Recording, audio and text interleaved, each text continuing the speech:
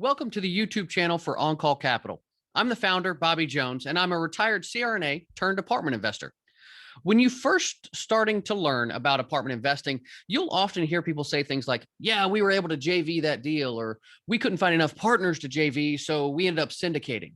You may even hear newbie investors use the two terms interchangeably, which is a real no-no. So what is a JV and how is it different from a syndication? Well, a JV is a joint venture, and it is a lot different from a syndication. In a joint venture, you're probably only bringing in a handful of people into the ownership group.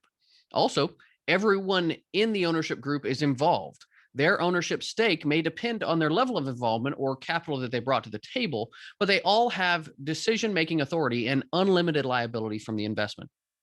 For example, let's say that I wanted to take down a 10-unit property that costs $750,000. In this case, I estimate that I need to bring in about $300,000 of capital to cover the down payment and renovations. I'm able to bring $100,000 to the table myself, and I find out that my good friends Sally and Joe are each able to bring $100,000 to the deal as well. Now we can purchase the property, split the ownership of this 10 unit equally, and have the capital to execute our business plan. This is a joint venture. Every owner is an active member and has decision-making authority in the property. Contrast this with a syndication, where there are a split general partnership and limited partnership. The general partners do all of the heavy lifting.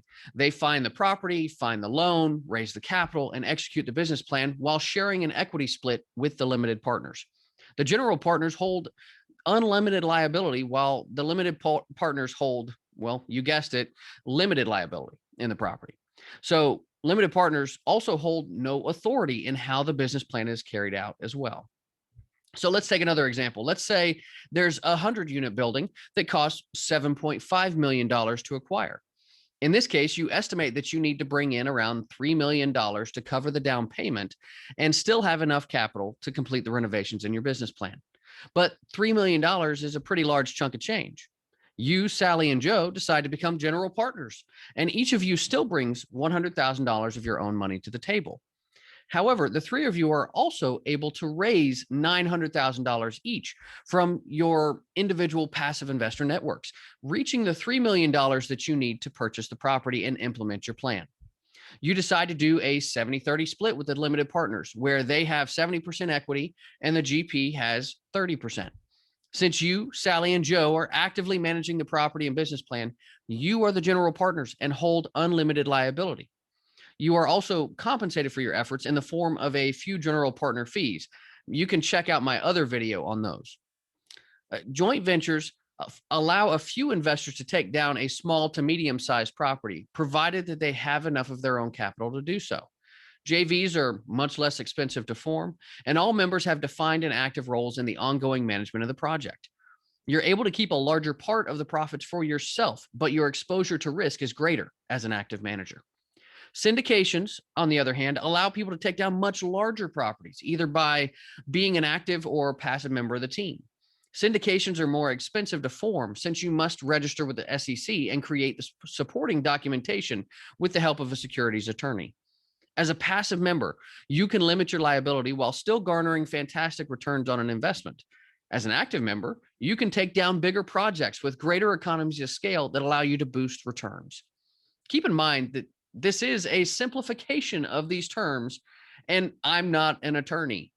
It is vital that you consult with a securities attorney before forming any kind of a partnership to purchase real estate. Much of this comes down to the Howey test, which is used to determine whether certain investments qualify as investment contracts or securities. If you form a JV when a syndication is the proper structure, or vice versa, the resulting non-compliance with securities laws can cost tens, if not hundreds of thousands of dollars in litigation fees. It can result in SEC fines and even jail time. So just watch out for those things. Make sure you consult that attorney and don't get yourself into any hot water. So I hope you've enjoyed this video. Feel free to leave any questions or comments below. If you'd like to learn more with us, make sure you hit the subscribe button. You can also find me on Facebook, LinkedIn, or Instagram, or visit my website at www.oncallinvestments.com. I'll see you on the next video.